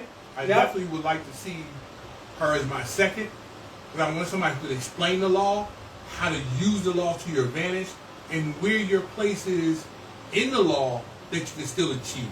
Right. Now here's my stretch for third. My stretch for third is a Queen Latifah. You and I want someone Now my who soul is war. artistic, Mm-hmm. capable of expressing herself without being fake. Right. I want a woman who stands clear and natural. I want her to be bigger in size so everyone feels that they can connect. I want her to have a career that she can stand on, that didn't have a man that had to be there for her to adjust to the beginning. She stood alone on her talent when the world was built around And men. she kept evolving. Like, she never got stale and She's never stagnant. stagnant. Right. She's still evolving to the death. Right. She knew how to keep her personal life personal, Right. but showing the parts of her she was willing to share. Right. And if I gotta pick a 3A1, it's Whoopi Goldberg. I know it's a stretch. Ooh, but I like nah, Whoopi. that's not a stretch. That's not a stretch. Okay. All right. There are no cheese balls tonight. Yeah, first of all, because the Athena Storm took them all. is that what happened to that No. whole thing of cheese Yeah, balls I she- couldn't find last she, week? She finished them all. All right, who's your guidance counselor? Oh! My guidance counselor, Ma. Yeah, Whoopi was a good. Yeah. My guidance counselor. See, I'd have put Whoopi in guidance counselor No. for my list. I respect that. For my guidance counselor, I need the woman you just did poetry for. Maya Angelou, Yes. Dr. Maya Angelou. Okay. I see her guiding children.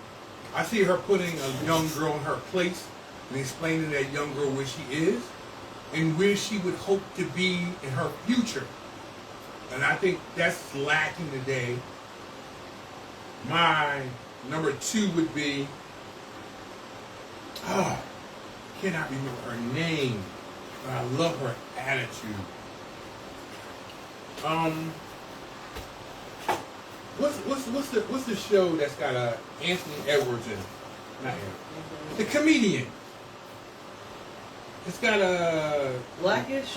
Blackish. Oh, okay. What's the older lady in that? Oh. Is that Jennifer Lewis? I don't know. But whoever Ah. plays the older lady on that show, who's very outspoken about mental health, Right. she carries that kind of voice of a grandmother auntie mix that don't cut you no slack when you fuck up. Damn, I really wish I could remember her name, but she was very powerful to me on that show. And I don't watch Jennifer that show. Lewis. Jennifer Lewis. Yeah. I want her to be my second. Yeah. Now, here's my third 1 and 2.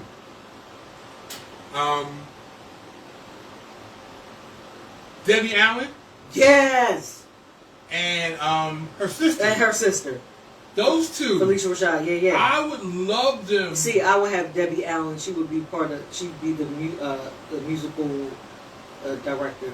But see, that's that moment where you got somebody who's so dual purpose Yeah. at who they are. Yeah. Because to be my musical director, she still would guide me. Yes. Like she would let me know this really isn't your path. Absolutely. And she would put me on the path that I belonged on. Right. And she carries so much clout Yeah.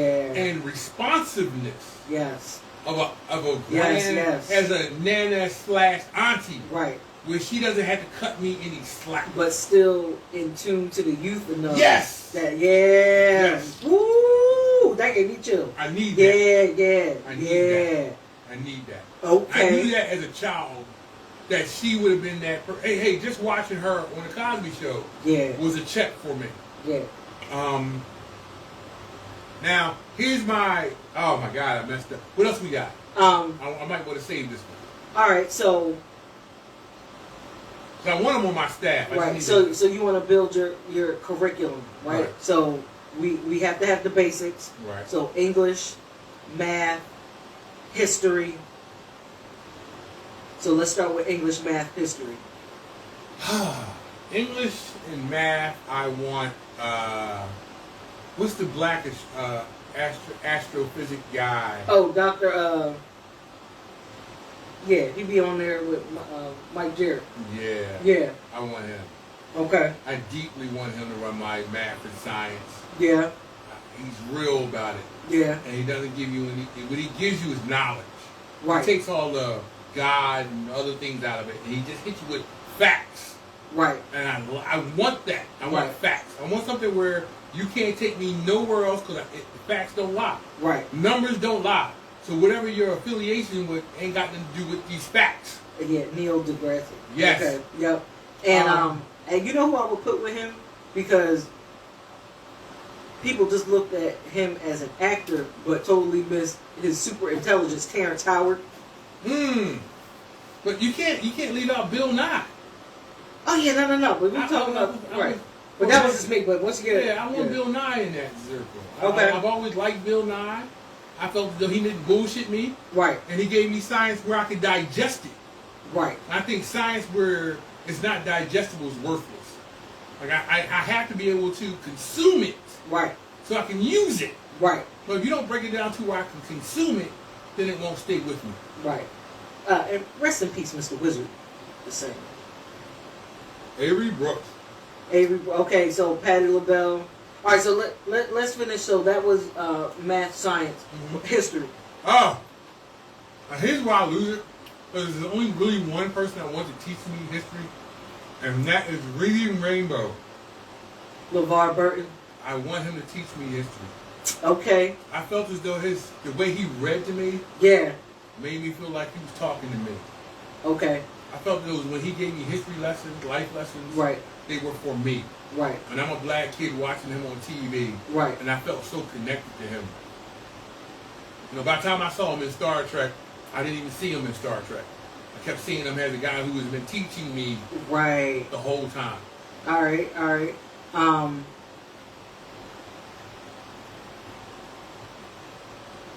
I would definitely throw Kyle in there. I like Kyle. I want him as Minister of Education, as he is for my daughter. But see, Kyle knows history. Let's see. He knows the correct history, Right. That's what I'm saying. not the whitewash history. Right. That's what I'm saying. Kyle. Yes. And What's his last name? Because we want to shout him out. And we can't. Kyle MacGyver. We Kyle wanna shout him MacGyver. out. Who's in charge of Ministry of Education for my daughter. Yeah. And regardless of his personal mishaps, I say Bill Cosby, because that's the trek he was. That's the trek he was Let me on. be clear. I don't care what you have to say about what you would like to believe modern day Bill Cosby may have gone through in his 70s and 80s. Bill Cosby, for the black community of youth, was everything else. Before he was on the Cosby Show, Fat Albert was teaching us Yo, lessons. picture pages was the shit. Picture pages. Mortimer. The Shout little out to Picture sidebar Pages. things that he did just to remind us about our history was amazing. Even how they used the show, the Cosby Show, to bring on. Even Yeah. when you talk about the Cosby Show, Yeah, it was always full of. him being the American best favorite father, they talked about real issues. Not just in the black community. The issues they talked about was universal. When he broke down on what it would take to be a young man surviving in New York off a budget, Yo. was legendary on how he broke it down over monopoly money. Oh yeah. That was so smooth. You know, by the time you got finished just watching that one episode, it made me realize this money ain't enough. As soon as he said, "You plan on having a girlfriend?" Theo said, Yeah, the money "You was got out." that? Boom. That's it." And you know, it's funny. You know, the man decided one day he was going to buy a TV company, and all of a sudden all the things of his dirt came out, just like we see on people today. All of a sudden they try to make moves, and now we know about dirt. Let's be 100. They knew about that. If you were partying at the Playboy Mansion In the 60s. in the 60s and 70s, let's be clear. There's a whole lot of illegal things we would frown upon. in Mike said 2025. health science biology, Dr. Carver. Okay. I like that. I like that. All right. What about English? So here's where you lose me. For English, for me, English and literature. We're back at the Cosby Show. Mm-hmm. I want Michael Jamal to do mine. Okay. I like the way he speaks. Right. I feel as though he has represented so many of us from youth to adulthood. Mm-hmm. And the way he speaks the story or history Right. is deep. See, I would put Dr. Maya Angelou in English. She'd be over. She'd be over English.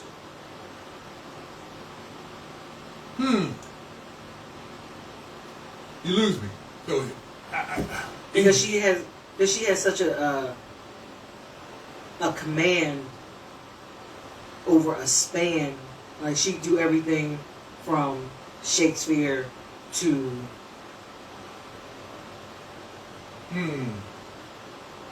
I would like to counter with Anthony. Ooh. Go ahead. Go ahead. I was gonna say Lawrence Fishburne. I will Yeah. take Lawrence Fishburne in Fishburne English. over Anthony Hopkins. Oh. I will take Lawrence Fishburne Okay. over Anthony Hopkins. But I want Anthony Hopkins as number 82.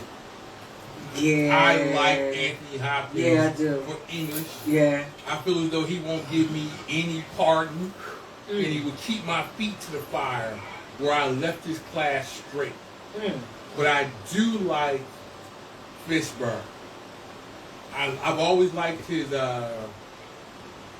presence when he was in education mode. Mm-hmm. You know, when he was really trying to teach you what's going on. Yeah. I felt as though he was the kind of teacher that could reach my black community, but I think Anthony Hopkins comes in on mop up and brings the whole class in. So anybody who didn't follow Fishburne would instantly get swept up in the internet. I need that. See, now it's been proven. I like that though, but it also has been proven that black male teachers get to everybody. The only reason why I really wanted, But yo, Anthony Hopkins is hot. I wanted him on I wanted him on mop up. Okay. What we got left after this? So then you have your extracurriculars. So your music, your art, and then you're building your curriculum. So what else do you want? You got gym. You got health and phys ed. Health and phys ed. I want The Tybo guy. The dude that did Tybo. Billy Blank. Billy Blank. That nigga looked 56 years old and that body was still on point. Man, not there. I'm not saying his importance in our community. Michael John White. Great. Yeah, But but he was bigger, that's what I'm saying. I want Michael John White. Because don't forget how at least in where I came from, health and phys ed was kind of. I like the way he teaches martial arts. I like his overall view on how he treated his career or not being a sellout. I like the fact that he doesn't have a problem sharing his knowledge, but telling you how long it would take to attain that knowledge. Like it's not an overnight travel. Right. Like if you want to be here, your journey is long. Right. I think we lack PE education, where the journey is explained that nothing is coming to you through a needle and a pill. Right. It's going to take discipline, time, and determination. And you're not going to get a participation trophy. And You're there's no not gonna participation. get a participation. But see, I like the years where you didn't get that, because if you didn't get a trophy, it inspired you to work harder. So next season, Right. you were in line for that trophy. And if that season didn't work out, you were inspired to get back in there or move on. Right. Get a participation trophy just tells me I'll see you next year. Right. And I'll still be the same dude. Right. And I wasn't great the first year. I'm not going to be great the second year. But guess what? All 4 years I got a trophy for being there. You left the field every year with a clean uniform. You got a trophy. I don't see it. Who I want as his second, I'm going to put it out there. It's going to be rough. I would like to see Barry Bonds. Barry Bonds during his time, when they was trying to talk Mike about... said Jim Brown. Jim Brown is a strong number 2 for me on that too. I've always liked Jim Brown. He got through adversity. He was smart enough to know when to step away from the game. Mad love. Only reason why I think Barry Bonds, and I know... Susie said Richard Simmons. I know he's an asshole. Barry Bonds is a complete asshole. I know. I've met him. I know him. I can't. But let's be clear. When anybody's talking about steroid use, let me be clear. No amount of steroids will teach you how to hit a 100-mile-per-hour ball. Right. Steroids might give Still you a have little to bit of have strong. hand-eye coordination. Right. Steroids don't give you hand and eye coordination. Steroids don't give you the ability to slow that ball down in your brain to where you can see it and hit it. No amount of steroids turn you into a train anything other than bigger and stronger than so if you were an asshole, you're just a stronger asshole. You're not a stronger professional. You're just a stronger asshole. There's one more I would like to bring in for my PA. I want to bring in Kobe Bryant. Yeah. I want him to teach that if you don't have a certain talent, hard work and skill can still get you there. Right. That you got to be the first one there at practice, before practice. And you got to be the last one there. And your determination of the sport. Because, I was told by a coach long ago, George Stratton, Cardo Dockley, 1987. If you're still alive, mad love. He said that natural skill can be beaten by someone with hard work and determination. Because natural skill does not beat to adversity. Because when your natural skills don't work, you don't have a fallback plan. Right. But when you don't have natural skill and you had to work to get there, you have learned backup plans to be in the same room with that skilled worker. Okay. So what Kareem Jabbar, yes. Oh, yeah. Yes, but you also know who I would like to see him also be? I want him in charge of mental health. I think Kareem, through all his adversity, although his sky hook was unstoppable and no player has duplicated his patent sky hook. But the man went from a nobody, he got rid of his government name, became a Muslim, and through all that, he still triumphed. So I'm actually surprised that you have not put in Muhammad Ali anywhere. I'm going to tell you why. I want Muhammad Ali. Well, no, I'm going to let you go. Well, here's the question, so maybe he will come into play. So what would you add into your curriculum that other schools don't have that you feel as though would be beneficial to developing well-rounded students? And that's exactly... Taxes. That's exactly... the office that I would create. The office I was creating at this point is the office that I think lacks in our community. Someone who comes in, I want a motivational class. See, in our world, they have motivational seminars where people spend hundreds of thousands of dollars to have Tony Roberts and all them talk to them. Right. But we don't have it in our schools. We don't have it for that young guy in 10th grade, 9th grade to tell him there's something he can do next. If he's a loser, he falls behind, he gets frustrated, he drops out, he becomes invisible. Right. Because you got the popular kids, they get all the vision. Right. You got the second popular kids, and you got the The jocks. Right. You got all of them that fall into a hole in which they can excel. But to that one kid who has nothing, he's not fast, he's not strong, he's not smart. No one motivates him. I would like Mike said, for debate, logic, and civics motivation. Yes, and that's I bring in Michael Eric Dyson. I want Ali there for that. I really want Muhammad there for that, because when the world was against him, he stood on religion. He stood on faith. And he knew he had skills. Right. But that's what you were basing with social studies.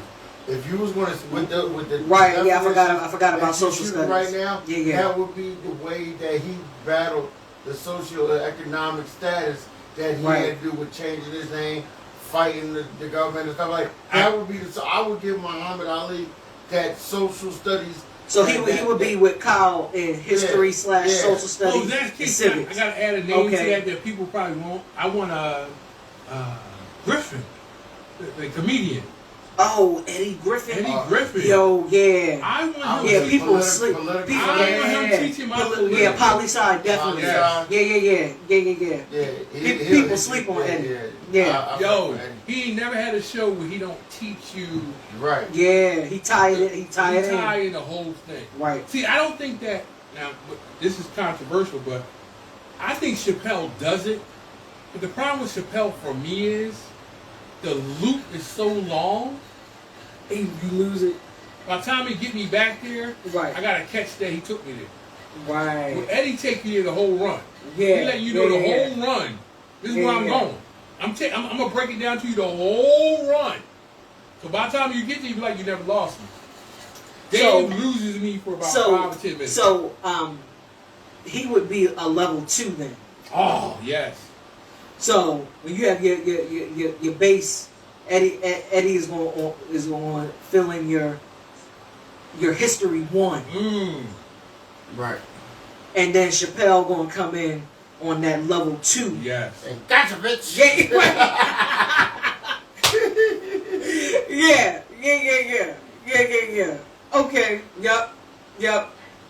Yeah. Now you know who I want to. I have a person I want to teach my business class. Mike said Murphy is good too. Which Murphy? Charlie or Eddie? Charlie Murphy. Eugene. For my finance class, I want Byron Allen. Yeah. Okay. I want Byron People Allen. don't know about him like that, but Byron Allen is a beast. Beast. Okay. He has purchased so much media. Right. All right. Like where Bill Cosby wanted to go. Right. Byron Allen did it. Okay. And he did it the right way. He knew the legal loopholes. Okay. Where by the time public caught him, right, it was on. I feel as though we need to throw Akon in there too. I want Akon, but see the problem is Akon did it in Africa. Yeah, but he still did it. Yes, but he did it in the most impoverished. Yes. Right. So I would give the competition was less. Because there wasn't nobody there. But it was scarcity because nobody could find profitability for it. That's why there was no competition. Right. But he did it for the people. And made it work. Yeah, it made it work.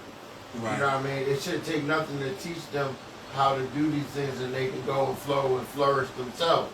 But a lot of people are not teaching that. They kind of did that. Right. Nothing, bare bones, no upstart support.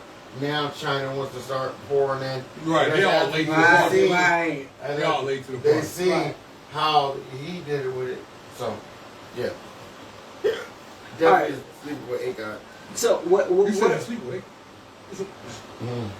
What else are you adding to the curriculum that is different than any private or public school? What does Tony School look like? Like, yo, they got this over here. I think my last big move for my school to be separate is that I want to have a school that starts freshman year with career management. I know some schools have it, but I think the different version need to be career management comes with figuring out what you're good with that will follow you through your whole 4. And the class that teaches you how to manage applications, taxes, and all the things you don't figure out until after you graduate. I want to start teaching it freshman year. I think it should be before then. Oh no, I have no doubt. Yeah, in your. But I think since you're in getting your that finances, last 4 years. So that should start in middle school. I agree. Yeah. But my problem is in middle school, it's so far away for you that they kind of get lost in the sauce. No, but I mean the part of knowing what the first part of what Well, you that's what I said. That's why I wanted to start in freshman year. Because these next 4 years, at least when I was in Catholic school, your last 4 years where they were really trying to prep you to make your final moves to whatever you were going to do. Right. So, I mean, yeah, it's good to say, hey, in ninth grade, in 7th grade, I would like to be an astronaut. Mike, what do you mean, where did we go? Do you see us, Steve? Yeah. Okay. We live. Yeah, Mike, I don't know what you're talking about. See, Mike, you probably engulfed in your whole life. Your polyamic life of multiple lovers.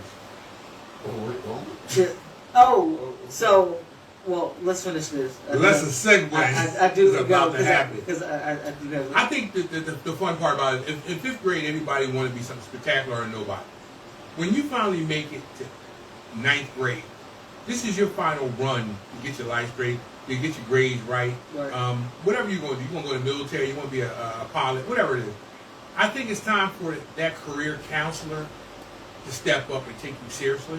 But I need a career counselor who's already access to. Oh, all right. I want counselors that have done it. Right. Like, I think it's easy for a nobody to tell me what I can be, but really hasn't done shit, which is some of the counselors I met. But when you got a counselor that says, hey, I've already attained this much wisdom and knowledge, I'm already an accomplished author, right. I'm already an accomplished soldier, I'm already an accomplished banker. I think the one thing I think we really need to bring back to our schools is blue collar worker. Vocational. I think we need to teach electricity. So in addition to the academic track, right, a vocation is also mandatory. It's mandatory. Right. Because if you show me plumbing, if you show me electrician, if you show me these skills, and then tell me as in 9th grade, hey, these skills will get you to $100,000 a year. Right. So when they graduate, everybody has a certificate, a base certificate in something vocation. Hey, I have a certificate in plumbing. I have a certificate in being an electrician. I have a certificate in woodworking. Right. I have, when I grew up, there was a bring auto shop back to school. Listen, there was a school in Philadelphia called Bach, and it was a vocational school. It's where all the kids went when they knew they weren't going to college. Shout out A from South Philly. Right. If you knew that college wasn't your future, you went to Bach. And you got to be Bach an auto mechanic. You got to learn to be a plumber. Yeah, you learn from 9th grade on how to do plumbing. Right. So by the time you graduated, you were already an apprentice and going into the union. Right. You were fast tracked to $100,000 a year job. Like from the gate, while the rest of the kids are going to spend the next 4 to 8 years in college, you were going to be at $100,000 in 2 years. And we don't do that anymore. What's lacking in America now is Botech, the guy who says, hey, I know how to fix your plumbing. I know how to do electricity. I know how to do woodworking. Like, I have family who have skills that I never learned because I just didn't go that direction. Right. Like, I know how to break a whole lot of shit, but I can't build a deck to save my life. Yeah, I know how to blow a roof off the hinges. Yeah, we need the deck. I just can't put the roof back on. Like, so, that's just my opinion as we slide up on the 12 o'clock hour. Dang. So I'm just waiting for them to tell me what Saturday they want to come on. But I do have a couple, and I don't know if they're going to want to be on camera or off camera. And we offer that here at Smoking We ass. do offer that. So if you want to come and be on the show, but you don't want to be on camera, you can most definitely be off to the side, as Speed has posted up And we tonight. offer free electronic voice. Since he had the severe Jamaican barbecue-itis. Oh, good Lord, it wasn't that. I've had a long day. Like So I said, I had to perform like I said. for the masses. And But I anyway, chose, I chose to be off camera. We have identified a couple who used to live the poly lifestyle for like 12 years, as they said. So they'll be on the show. And Mike, we are definitely going to want to coordinate to make sure with you to make sure that you are involved in that second round of conversation. So, And so some of you don't know, I am part of a Pontiac relationship. real, not the Pontiac. I dated a Pontiac for quite some time. Man, that car was good. We had a good time. We had a parrot. Who is Susie asking was snoring? Nobody was snoring. He's not snoring. He's just nodding off into the ether. He almost fell off the chair. Yo, I did 12 not. o'clock, y'all. Smoking ash, smoking Yo, ash. I guess Before we roll out, let's get a quick shout out to some people. Susie, shout out to you. Thank you so much for keeping us on point. You are the one. Yo, Susie has been here. Susie, from you've been here from day day one. one. And I'm going to tell you something. You are a driving force on this show. There's always a seat, a drink, a cigar, and a pizza waiting for you. To Noodle, thank you very much for being the dude you are. Chase that fucking dream. FMR Trucking, thank you for helping paying taxes and keeping my family in money when I'm not making money doing other shit. Need for Speed. Always been a brother, a man who will show up at your show and smell completely like decent barbecue. Offer you none of. To E.L. Berkeley and Dark Papyrus Productions. Yes. If you can't catch us here live, make sure you catch us on YouTube. Please go over to that YouTube channel. We need more followers. So subscribe, share, subscribe, share. Keep sharing it. Keep sharing it. Shout out to Queen Latifah, a.k.a. Dana Owens, who is now one of my sorority sisters, along with Donna Brazil, Jackie Joyner, Kersey, and like, who's the chick from Color Purple? Brooks?